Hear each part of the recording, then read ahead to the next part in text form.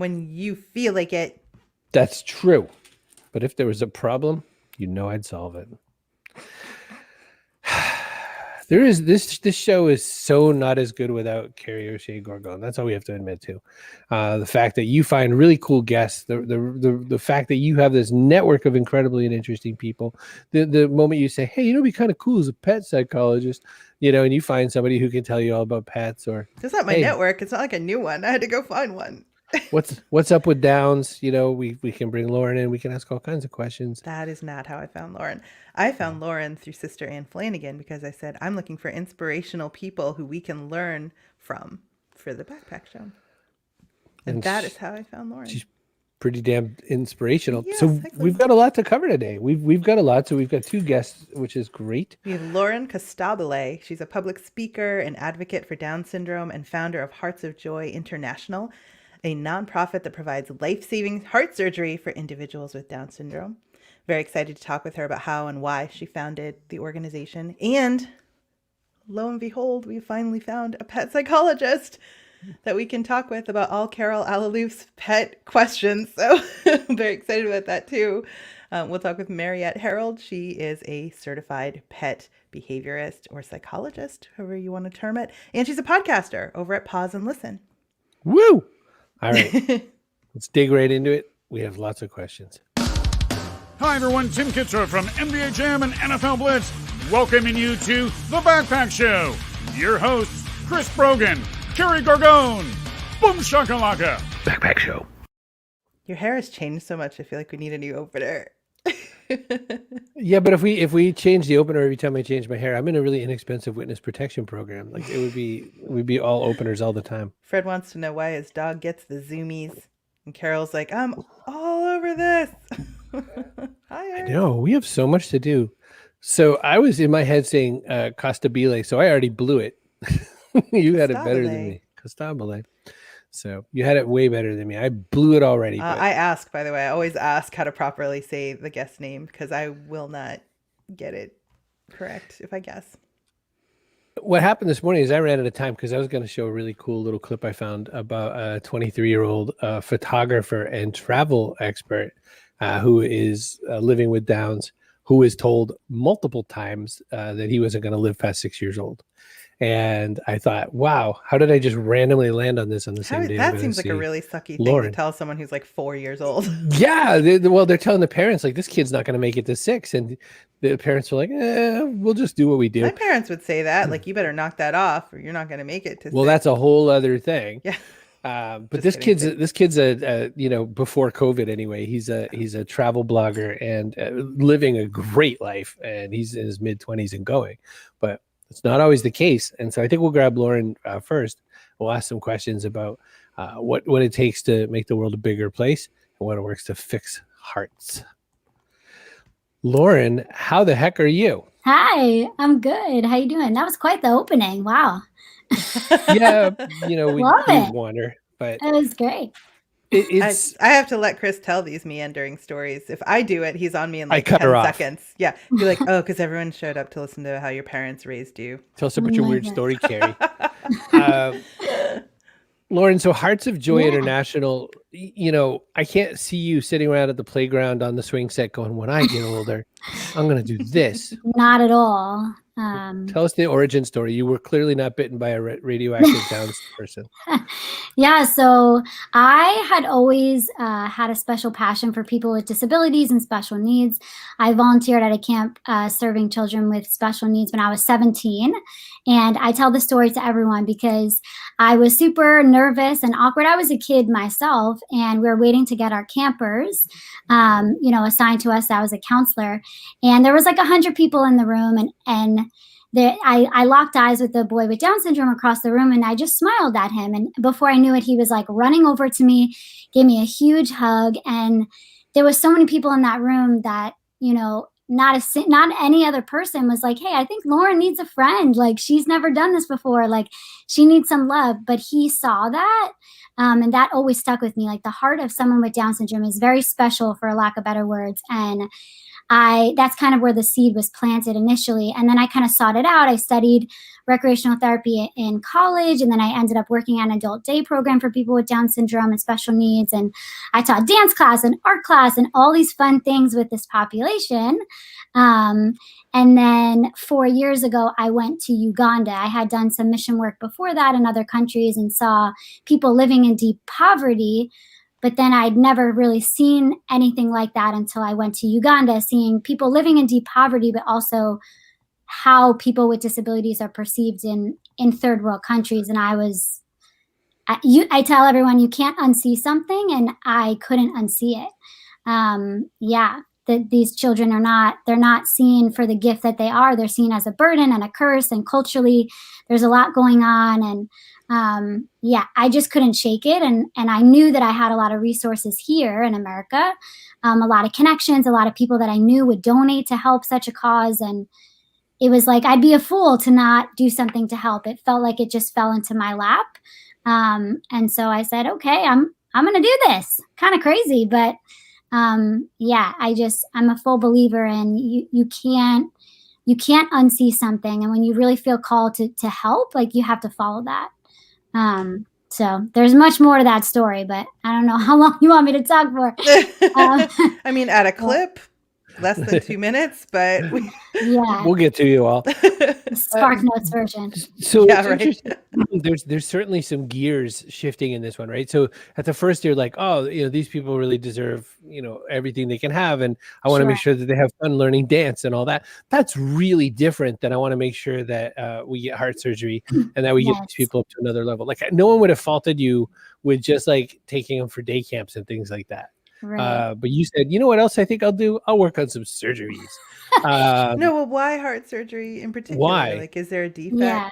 So 50% of children born with Down syndrome will have a heart defect. So they're born with it. And that's so it's very serious that it requires surgery before they're 6 months old, or at least before they're a year. 6 months old is like the sweet spot, but that's when we want to do it, but it's not always feasible.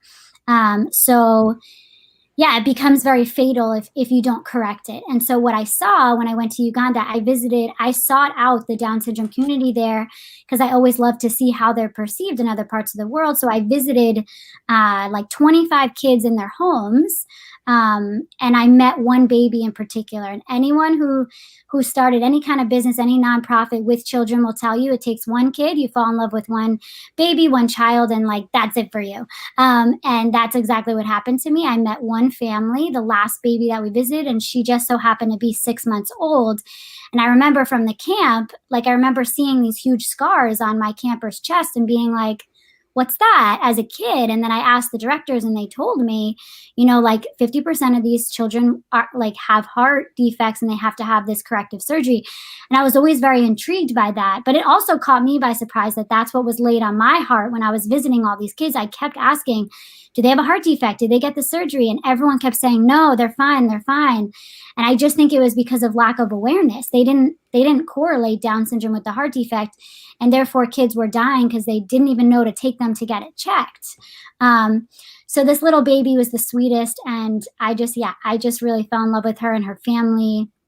And as I was holding her, I could tell by her breathing. I mean, she didn't go to the hospital until several months later, but I could tell like this baby definitely has holes in her heart, because that's essentially what the defect is. It's a hole or multiple holes in different areas of the heart that need to be closed. And I just couldn't shake that. I came home and I was like still thinking of this baby, and I kept in touch with the family, and several months later, she went to get her heart checked and she had 3 holes in her heart. So I'm sitting here in America like any true millennial, and I'm like, I'm going to make a video. I'm going to put it on Facebook, and we're going to raise money for this baby to get heart surgery. Not everyone. Some people thought I was like crazy, but other people were like, of course Lauren would do that, because I just love people with Down syndrome. And I don't think many people were surprised that this was kind of the shift that I was taking. And I don't think they thought you were crazy. You would be like, screw that baby. Not my problem. I don't know, but it was very, very encouraging, because I raised $10,000 in 2 weeks. And I was like, whoa, I don't know. I know that like this is what I'm called to do, to serve the world and to love others. But I know that a lot of people, majority of people don't see people with Down syndrome the way that I do. So for that many people to come together and support this, like before I even started the organization, was like, wow, like kind of the kick I needed. Like, okay, like there's something to this. People do care, and we could create something that's sustainable for this population. And I ended up bringing that baby to India to receive heart surgery. She got the surgery. And after that, again, I was like, there's a ton more babies just like her that are not receiving this care. And it's not their fault that they were born in Uganda. And then people here, are born in America and have healthcare and have resources. Like, to me, everyone should be treated equally, and they're entitled to the same care that anyone else is. And because I knew that I could bridge that gap, I was like, we got to do this. Carol has a question about the surgery itself. Yeah. Is it low risk? Is it usually successful? And is it expensive? So actually 3 questions. Yeah. Wow. Okay. So any surgery is a risk. That's what we tell our families. It could be anywhere from a 5 to 8 hour process for the surgery. So it's very extensive. The child's typically in the ICU for anywhere between a week to 3 weeks afterwards. It just depends. And with Down syndrome, because they have some other health complications, it could be more severe. But more often than not, like every single one of our kids have been successful. They amaze me because I know that that's what it could be. And then they're like in the ICU for like 3 days. And I'm like, how? It's just a miracle every time. It's every single time I'm like surprised by it. But yeah, it's actually between $250,000 to $500,000 here in America, which is crazy, but it's covered by insurance, thank God. So it's super expensive here, but we partner with hospitals. We work in India, the Philippines, Uganda, and we just expanded to Mexico. In 2020, like amidst the pandemic, we're expanding to another country, which is also crazy. But yeah, so we're able to, have these doctors, some of the doctors volunteer their time, and we have different, things. For us, it's anywhere between 10 and 15,000 for us to perform a surgery. And that includes the surgery, but the full care for the child. So we fly patients to our different hospitals, transportation and lodging and medications and ICU stay. So it's not just the surgery, it's a comprehensive package for our patients. So that's where I was going to go, is that there's such a difference between your first video where you're like, hey, we got to help this kid because, my heart. To I'm going to make this a nonprofit, which is a business. It's a full-on organized entity, and you've got to do a lot of things to make that run. Mm-hmm. And to your point, to get those kinds of surgeries running in these, in these times for that kind of money, and the things that go with, like you were nice to lay out all the other stuff that goes with it. Mm-hmm. My other question is, 2020 was a really rough year for nonprofits, period. Because I lost 90% of my revenue on the 1st of March. I had to start talking to people about, if I don't pay the whole bill, but some of the bill, would you still be my friend? Like, I wouldn't be able to fund a heart surgery last year, even if my heart wanted to. How did you deal with that? And then I want to hear about the shift into real nonprofit stuff versus Lauren and a Facebook page. Yeah, it's tough. 2020 was tough on everyone. And I almost have to laugh sometimes because I'm like, I know it affected everyone, but we are an international medical nonprofit for children with disabilities. Like the borders shut down, like everything, every ounce of our nonprofit was affected by 2020 and what happened. But thankfully, so we've been around for about 2.5 years. So before COVID, I traveled every other month to the hospitals and constantly making connections with the doctors and building relationships. And I feel really confident in the doctors and the healthcare teams that we have partnered with us across the world, that when COVID hit, I was able to call them and we came up with a plan. So we were actually able to do something like 18 heart surgeries in 2020, which is like a literal miracle because we were able to do probably double that in the first year. But the fact that we were able to do one surgery in 2020 is a miracle because it's all God. It's all beyond me because somehow the money comes in and people donate. But I'm just grateful that we were able to develop those relationships with the healthcare teams on the ground in those countries where our team didn't have to physically be present. We do virtual intakes. I mean, we shifted the program quite a bit. And it's not it's not perfect right now because it's rough on 2020. I mean, even though it's 2021, but it kind of carries over. But yeah, I have full confidence in like our cardiologists and our surgeons in these countries. And that's another thing that I pride myself on, the organization, is that we're not American doctors or American nurses or American people just coming in and taking over and doing everything.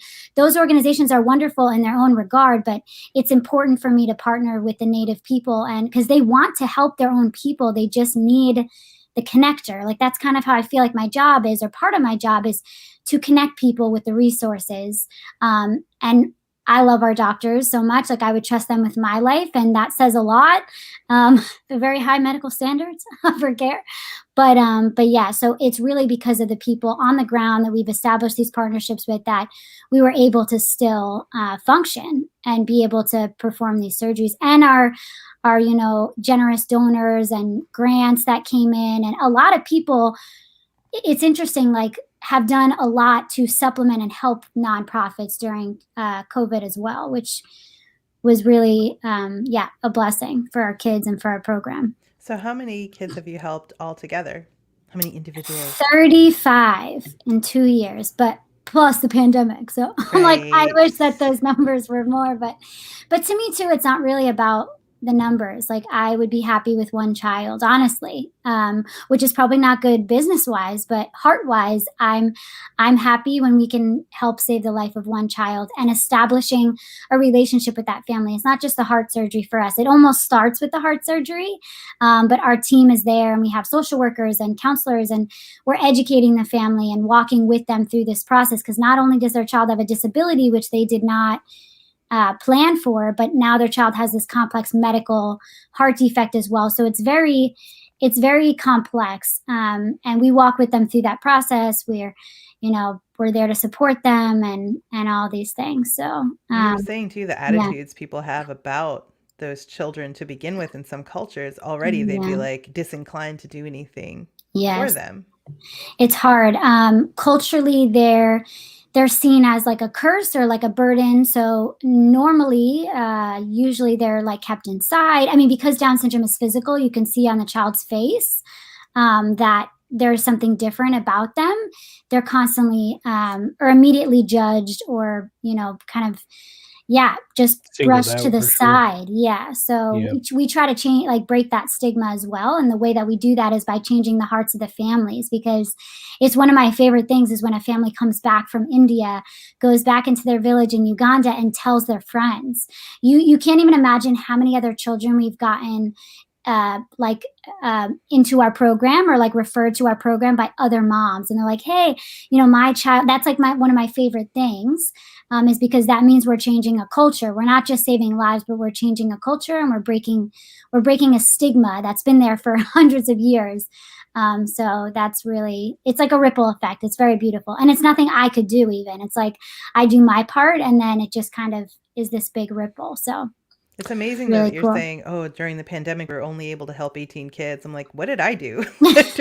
Not that much during the pandemic. Not a lot. So yeah. I mean, I'd love to help thousands of children. I want to help anyone that is in need of this, because I don't think that anyone should be dying mindlessly. Like it's so curable. It's so treatable that we just need to bridge the gap. We just need to connect the people. We just need to educate them. And it's like it's that easy. It's your calling. I think. Yeah. So Lauren, as we wrap up this segment, what do you need people to do the most? I mean, I think they have to donate, right? But what do you need them to really do? Because I imagine there's, beyond the immediate dollars, like what do you need from this world? What are you over there like, oh, I'm really trying to solve this problem and I haven't figured out the right person for it. What's that about? Yeah, we're always looking for people to be more involved. We're a very small organization. We're like a baby organization because we're only 2.5 years old. So yeah, I mean, donations. And if you're interested in any capacity, whether you're like a psychologist or a counselor or, anyone who's a medically trained or a nurse or a cardiologist, we're always looking for people to be more involved. Or if you have a family member with Down syndrome or a child, or you're a mom, anything to do with our mission, but really, yeah, donations go a very, very long way. When you donate to Hearts of Joy, you literally help to save someone's life. And I think that's something. So yeah, it really goes a long way, and every bit counts. And we're just grateful for anyone who wants to be, kind of come and be a part of our family. Yeah. Beautiful. Lauren, thank you so much. Stick around. We Yeah. have a few questions that we'll ask you somewhere near the end, but I'll put you backstage right now. Boop. Boop. All right. Booping has happened. We're grabbing Mary and Harold next. We're going Wow. to talk about pet stuff, but wow, what a story. So much. And seriously, I was like, into. wow, I thought it was an accomplishment to like get up and do my regular stuff. Felt like such an accomplishment. Well, the part that connected with me is lives. She said, at a young age, she was involved in some camp type work where, she was working with people with Downs. I had that, when I worked in the Boy Scouts, I was a Boy Scout and I was made the patrol leader of what they called the special patrol. Nobody never made me a leader in Girl Scouts. I was so like, why am I here? So my people were, I had a lot of people with sort of no-named various mental disabilities or different abled people, but I also had Randy with Downs, and Randy was a sweetheart. He was the most loving guy in the whole troop. And as I was listening to Lauren, I was just thinking about, wonder where that guy is now. The sad truth is that the likelihood of his living 47 years old is kind of the best number that most people give for the average, and it's you got to get a lot of living in that first 47 years, I guess. We're going to grab Mariette, but I have to do a couple things to show people some love who have shown us some love. Hey, Alan, if you're around, look at that. I fixed it. CBrogan.me/StreamYard. Thank you. You want to make your own show. Alan Jackson has been telling me like almost every single day to remind me because he knows my idiot brain is not making it work. Because you had them squished together. Yeah, I had it so that the duck's head was underneath the logo. So look at how the duck is trying to avoid the logo. It's so much better now. He's giving. That's a North American mallard. We have these right outside my window. If I stood up and jumped out the window and broke all my bones, and then got out of the hospital a few months later, there'd be mallards. Kate called you a quack. I'm a quack. If you want a podcast, like our next guest, Mariette has a podcast. You can host it on something like Castos.com. Look at those P's. Castos.com is a great place to host podcasts. It's who hosts this show. And our friend Matt Medeiros works there. He's swell. Love that duck. It's a pretty duck. Mallards are cute. The girls are sort of drab and brown compared to the guys. The guys have to preen more. Well, that makes sense.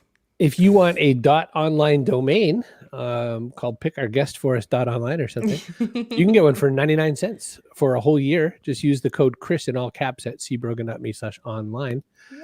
Get it. That's it. Man, I need a couple new sponsors. I've seen the hashtag Up Syndrome used, and I agree. They bring such joy to their families, says Sarah.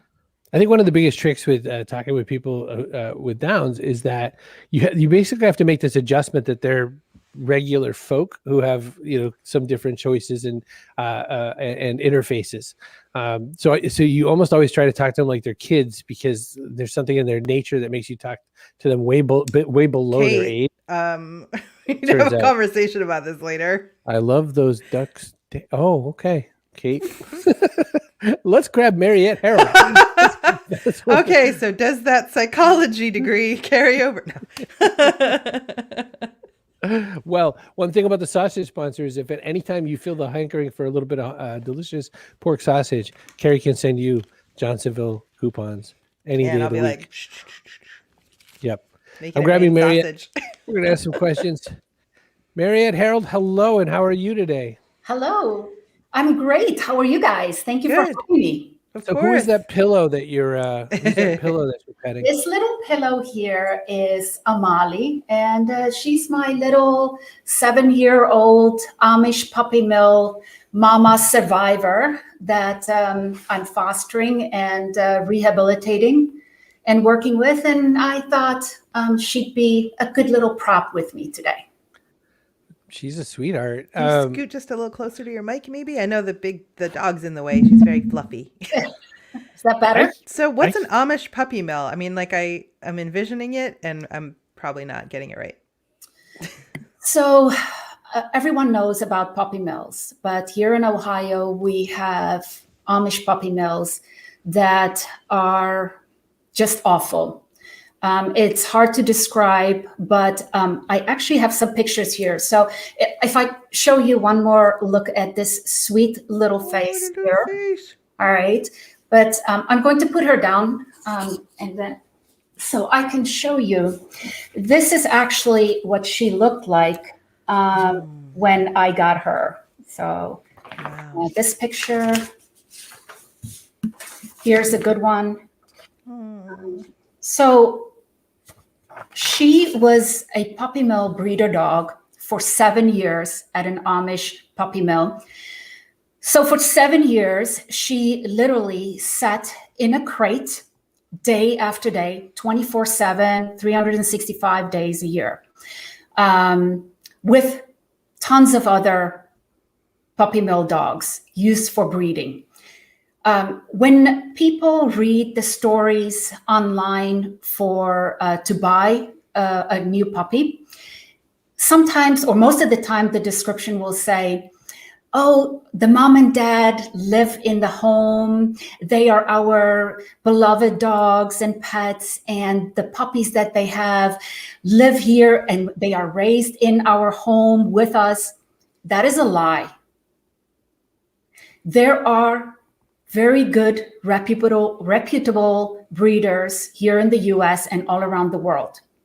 But we have a huge problem here in the United States with backyard breeding, puppy mills, Amish puppy mills. These dogs are kept in a tiny little crate all their life. When the Amish puppy mill breeder got tired of having Amali, because her last litter was very small. Some of the puppies died and they weren't very healthy. And so after 6-7 years of having bred from her very first heat cycle, he decided that he no longer wants her. Now, rescues and shelters in the last 4 or 5 years, because we have such a problem getting the state and federal help that we need to shut down illegal backyard breeding, puppy mills, where these dogs live in horrific conditions. Rescues and shelters now work with these here in Ohio Amish puppy mills and puppy mills across the US. And the reason for that is when they're tired of these dogs, just a few years back, they would not euthanize them in a gentle, humane way. They would poison them until they die with rat poison, shoot them. Sometimes they would put them in the car, drive them 20 miles, and just push them out of the car, drown them. Hey, sorry that you've joined us just now. It's a little depressing. But Well, Paul, welcome. We're talking about ways to kill dogs. I'm sorry. So my point is, these dogs live in small little crates their whole entire lives. When they are relinquished to shelters or rescues, they have no idea how to be a dog, how to be someone's pet. For instance, my foster, Amali, when I first got her, the first thing I needed to do was give her a bath and shave her down. Luckily, I'm a groomer, so it helps, so I could get her cleaned up. But these dogs, they don't get a bath. They don't live in someone's home, and they are not loved. They are not taken care of very well. With Amali, for instance, it was evident in her physical state, her coat, her nails, everything, that she had not had nutritious food in these 7 years that she was used as a breeding dog. So that's lucky. She was lucky actually to be fostered by a certified pet psychologist, so you could address her issues. Yeah, the fact that you're able to pick her out of that kind of mess. I have a question about this, Mariette. So sure. we just got a big everything awful that could happen to a dog. So thank you. Good to know. Sorry. No, it's okay. But so the choices you make, the choices that you make to say, I'm going to be a breeder, a groomer. I'm going to be a dog walker. I'm going to learn how to be a pet behaviorist and all that. This goes beyond people who like pets. And you're also seeking out this kind of thing a little more than not, I would imagine. You're seeking to do more rescues like this, to save more people like Amali. What makes you make that choice versus being Caesar, what's his face, and making sure that your dog doesn't get too fat? It's my calling in life. Ever since, so I was born and raised in South Africa on a farm. I have been around and grew up surrounded by, obviously magnificent African animals, but also from my very first memory as a child is playing with my dogs. And I have loved dogs my entire life. And growing up, they were my companions. Growing up on a farm in Africa, it's amazing, but it's also a little lonely. So dogs were my friends. I played with them. I talked to them, and they gave me the companionship and the comfort that I needed as a child. And so my love for dogs and cats, but more so dogs, it goes beyond just having a pet. And it is true what Lauren said before in her segment. You can't unsee something.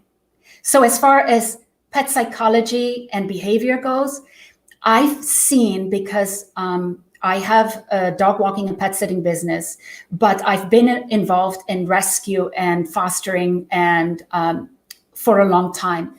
And I've seen firsthand the need that dogs and cats have to have someone advocate for them, have someone who is interested in studying their behavior and knowing what a certain behavior signifies. So people— Kate says her dog just peed right in front of her. She must know you're here, Mary. So, from aggressive barking, biting, dominance, jealousy, food guarding, people guarding, dogs and cats, they can't speak in words. They speak to us in their behavior.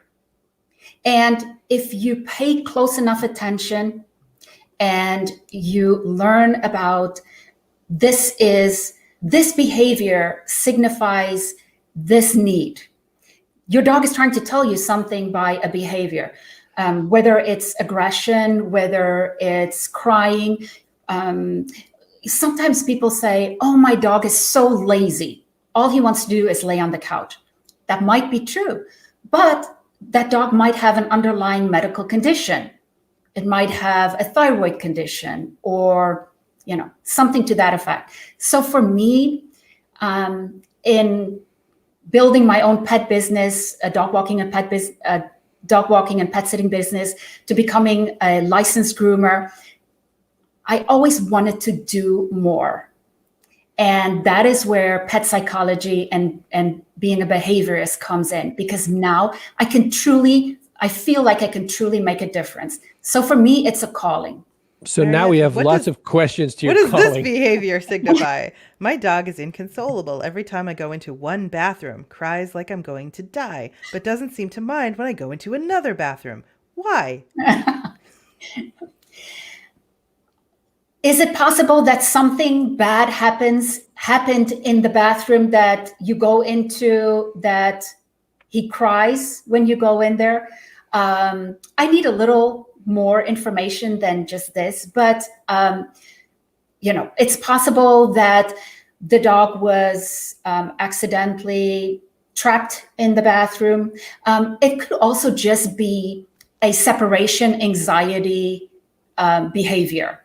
And you're going into the bathroom and the dog is thinking, oh, I'm not going to see her, because dogs don't tell time. They don't look at a watch and can say, oh, I know she's only going to be gone for 2 minutes or 2 hours or 12 hours. right? And they miss us. So that's what happened. To leave the door open, Carol. Stop being so selfish. That's right. Have an audience. Yeah, there's so many different things that could impact that behavior. I'm with Jane, though. I think it's a ghost or an evil spirit or a demon. I'm pretty sure. Hey, Jacob's back. Yay. Hey, Jacob. I'm really glad you weren't here earlier, Jacob. But I'm very glad you're here now. Mariette, there's a thing that comes back with regards to pet behavior and pet psychology. Of course, this is an uphill battle in some ways, because a lot of people are, you don't know what dogs think, right? And you have people who accuse you of, how could you possibly know these things? But of course, there's schools for this, and of course, there's actual learning and all that. I don't want you to defend it, because we agree. We think that there's a business around it. But how do you help people? Maybe there's two people who have a choice on whether or not they're going to engage your services, and the one is absolutely for this and the other's not. What's your sales pitch like as it goes for that? It's easy. How much do you love your dog?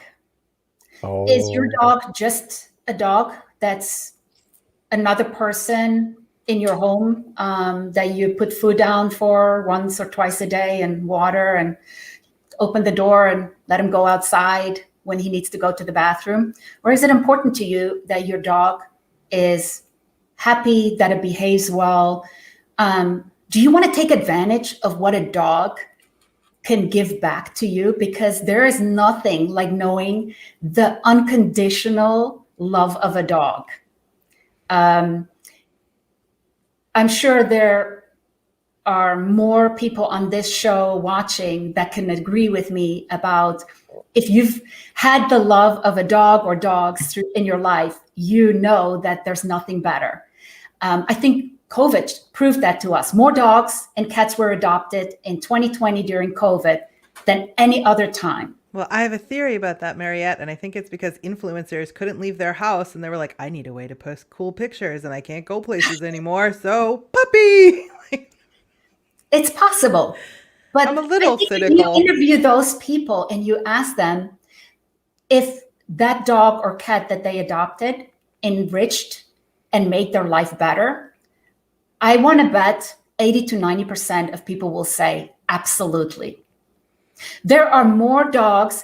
At first, when we shut down for COVID, the shelters started asking people to please volunteer to foster dogs and cats, because we weren't sure when we were going to be able to open everything back up. Shelters were afraid that they couldn't operate and take care of the dogs. So yes, people were home. Maybe people were bored. Maybe people always wanted a dog, but they didn't have enough time. And now they did. So they went down and they fostered a dog. More people adopted the dogs that they fostered than ones that returned them to the shelter. So that in itself, it speaks for itself, right? Carol says that her dog loves her too much. Why would her dog develop an insatiable appetite for affection? Dogs are very much, they are loving beings. And it's true. So I have 2 golden retrievers, and I constantly tell people, 24/7, 365 days a year of love is never enough for them. If I would let them just sit on my lap, lay next to me all day long, they would still want more. So I'm a very active person with my dogs. We hike, I take them swimming, we're in agility, all kinds of things. The more you do with them, the more they want to do with you. The more love you give them, the more love they want. I don't think it's a bad thing. Is it? Now Carol's asking if dogs during COVID are all putting on weight and developing separation anxiety. And what other changes are you seeing? Absolutely.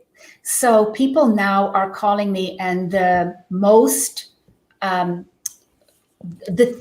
number one behavior that I'm asked to help with is separation anxiety. Because 2 things. If you had a dog before COVID, and you weren't retired or stayed at home working, you worked outside of your home. Dogs were used to being alone for whatever amount of time, 6, 8, 10 hours a day.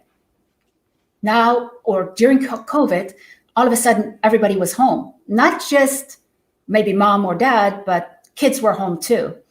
And dogs got used to that and they loved it. They loved having the attention. And, people all of a sudden got bored after it was so cool to be in your pajamas all day, not having to go to work and that. But after a month or two, people started to realize that they needed to get out of the house.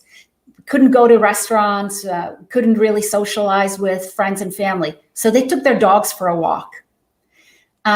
So yes, during COVID, dogs did get used to all the attention. And now that people are starting to go back to work, starting to go back to their normal pre-COVID lives, their dogs are having a hard time understanding why all of a sudden they're left alone again. And they don't like it. So you have to recondition them. And I'm asking everyone who has to go back to work, start now by leaving your dog for short amount of times every day. So go leave your dog and go shopping and, whatever else you want to do for 2 hours and then come home. And then the next day or 2 days later, you extend that period of time. So in the event that you have to go back to the office for 8 hours a day, you're not doing it instantaneously with your dog. And about the snacks and that, I'm a huge advocate for dogs need to eat healthy. So my suggestion is my dogs eat fruit and vegetables, and they love it. And instead of always giving your dog a store-bought treat, give them blueberries, give them carrots, give them broccoli, give them an apple, give them an orange, something healthy instead of always just the treats. Beagles love blueberries. That's from the fantastic Mr. Fox. Separation anxiety is such a big thing for all these people. So thanks for those tips on that. One other question I had is with regards to your podcast. I looked at some of your episodes. You have ones on planning vacations. You have one that I know our friend Jane would love because it's 19 cats and counting. How are you finding your guests right now? And what's the experience been like for you running a podcast?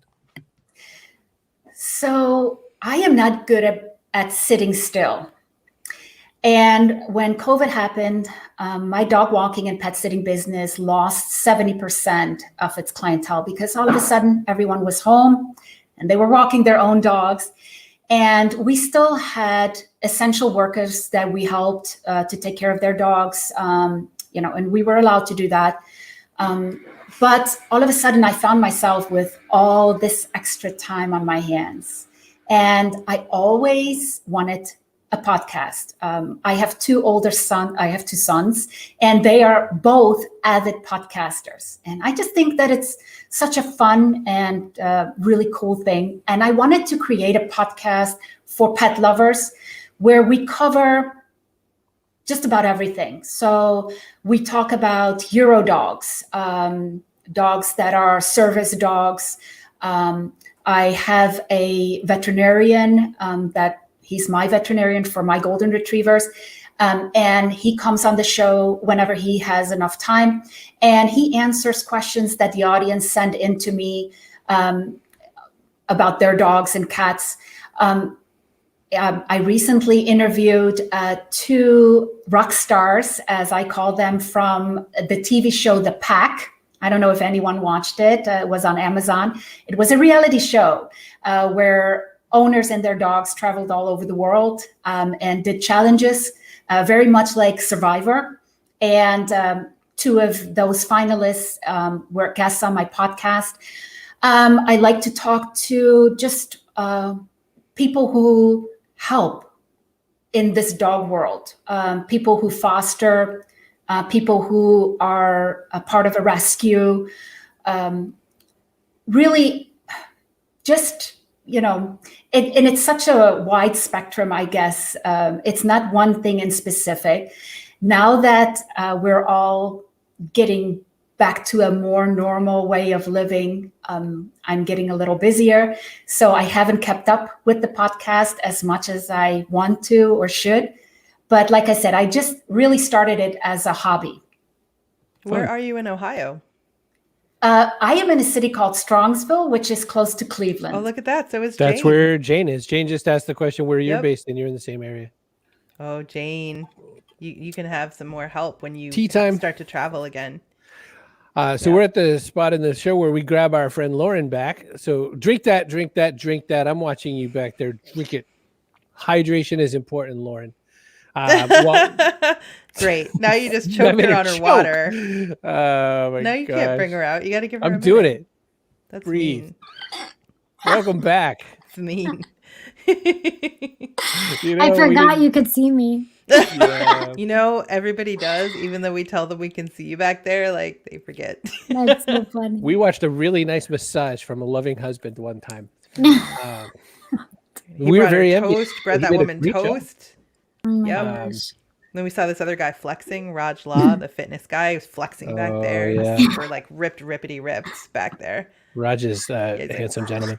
Yeah. So, Lauren, you're sitting here and you're listening to Mariette, and you must hear little bits about your mission in her mission in those different ways. Just getting your thoughts on that, Lauren. Yeah, I mean, I think what I'm most affected by or drawn to is your passion. I see the passion, and like you said, it's a calling, and it's just so beautiful. Even how I said, you know, you can't unsee something, and I love that stuck with you, because I feel like we've all been given different gifts and talents for a reason. Like what she does, I could never do, you know, and but we all can kind of do something beautiful for this world and in serving others. And I think it's really beautiful how we all kind of have those different skill sets and backgrounds and passions, and, you know, like we all play our role in making this world a better place. So very cool. Thank you for all you do, Mariette. Well, thank you, Lauren. And I just want to say that it's true. I think everyone has a gift. And it doesn't have to be a big gift. It can be a small gift. But if we all do something Yeah. to make this a better world, then we are winning. And don't ever say, oh, I can't, I don't have. And, you know, I know for us in rescue, if you think, okay, well, I'm not made to foster, there are so many other things that you can do. Rescues need help with transportation. Shelters need help with donations and not monetary donations, you know, Lauren, you know, so we need people who can walk the dogs. We need people who can clean the crates, cages, so many different things. Yeah. And it's honestly my belief that if all of us collectively just do something to make this a better world, then all of us win. And Like, Yeah. just pee with the bathroom door open, Carol. Problem solved. World's a better place. World's a for your better dog. place if you just pee with the door open, Carol. So we have a thing we do on every backpack show, which is to identify a person of the day. It's that time. Oh, and here's our person of the day. Kaboom! So I'm going to go with, obviously, Carol and her 75 questions.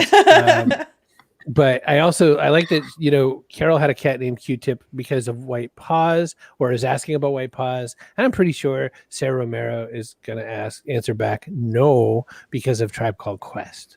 But I could be so terrible. But that's the fun of answering, you know, pet names. I think, Mariette, I think another kind of torture that dogs have to endure are horrible pet names. And I think we should stop that in this time. I think we need to help pets have better names. I agree. You know, Miss Mew is a terrible name. Miss Mew. Really? My first cat was named Busy, and it was short for strabismus because he was cross-eyed.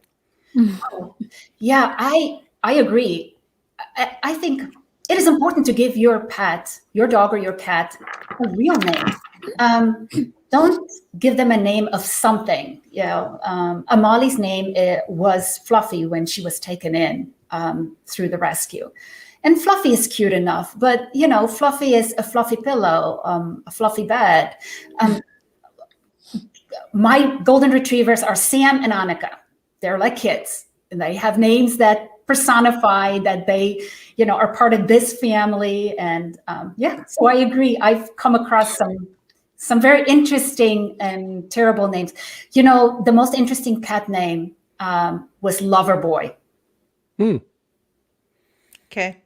Yep, that's what I We're just said. not even going They, to ask the they need question. to We're talk just to going like to a go regular No, human I didn't have psychologist. any questions. I just left it right there.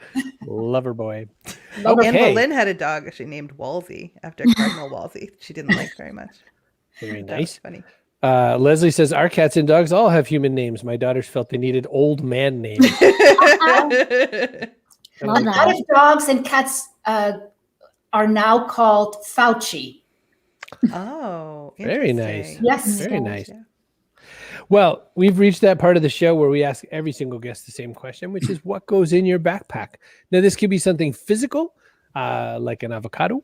It could be something metaphorical, like hope and dreams for the future. Carrie, what's a great physical thing to throw in a backpack? Extra set of teeth. An extra set of teeth. DJ Cumberbund said, you need an extra set of teeth. And I was like, why? And then I thought, you never know. So yeah, that's mine. But then there's also, some people have said the Bible or a book you hate so that you learn something from it eventually. Those are It's like- two different answers, by the Right, way. yes. Like something The you Bible gotta- or a book you hate. Right, right. Or a smartphone. We had a deaf author on, Karen Putz, and she said she absolutely needs her phone so she can, like, in real time transcribe things. So I just Make want the to give world one vote for accessible. Sarah's next pet. I think it should be named Sarah. Nice abs. You Yeah, haven't he seen the works on Chris those. Brogan action figures abs. Excuse me, the Chris Brogan action figure from 2009. He's doing all right too. He did some work. Wow. Very He anatomically has like an correct. extra Oh. ab. How many abs is that? He has He's at least right there. 8. He's still going. All right, out of those shenanigans and into the backpack. Let's start with Lauren. What goes in the backpack for you? Okay. Do I have to say a practical and a metaphorical? Or No. just one? Either just Okay. one Just physical one. or Yeah. metaphorical, whatever makes you Because happy. I want to say water, but I'm not going to. I want to say joy, because that's the one thing that I've learned from these people with Down syndrome and disabilities is that they bring that, unconditional love and joy. And also the work that we do is very difficult because we're dealing with children that are sick.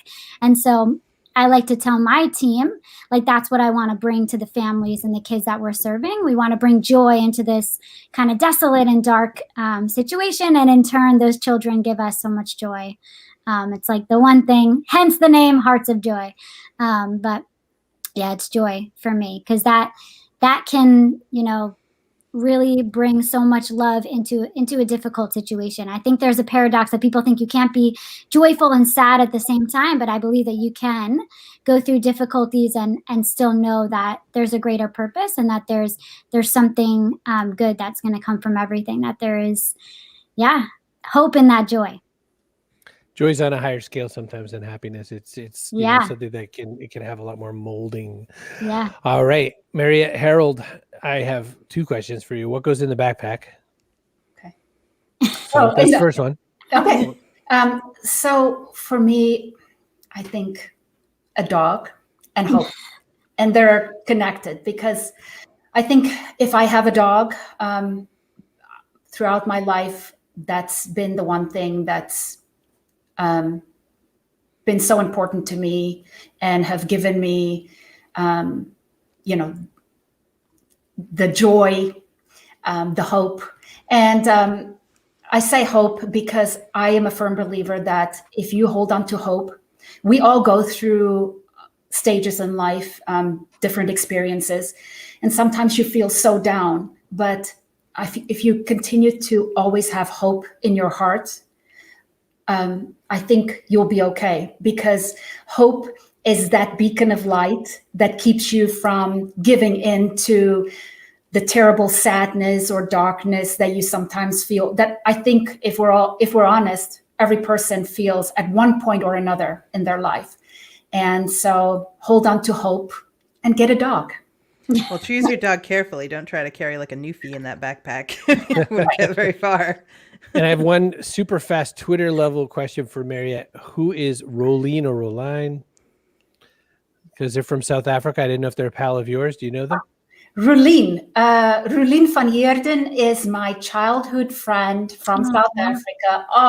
That I grew up with. That we are apart at times for more than 10 years because we don't see each other. Obviously, when I go to South Africa or she came to the States, but it is that connection of true friendship that we don't have to see each other very often, but when we do, it's like we were never It's a thing apart. of beauty. So it's just lekker that you can get together. Baie lekker. That's my little You're such a Afrikaans. show off. And who's Lauren, Harold? Lauren is my sister-in-law. Hi, Lauren, Harold. And she is a very big cat lover. She has 2 of the cutest little cats. I bet they're very well adjusted with you in the family. Yeah. Like all their issues are addressed. Animals are well tended. Yeah. No, they don't need my help. They are well adjusted all by themselves. So we used to we had a poodle. Family pet is a poodle. His name was Big Ben. He was from a breeding area, and he was all black, but he had a little white on his chest. So they were going to kill him just because he had the little white piece on his chest. So that's how we acquired Ben. So a little stupid miniature poodle, lovely animal, Big Ben. My Grammy, when we'd go on vacations and things like that, my grandparents would take him, and he would show up 5 or more pounds heavier than he was before. And when we finally got to the guts of what Grammy was feeding, I'll tell you what she fed him.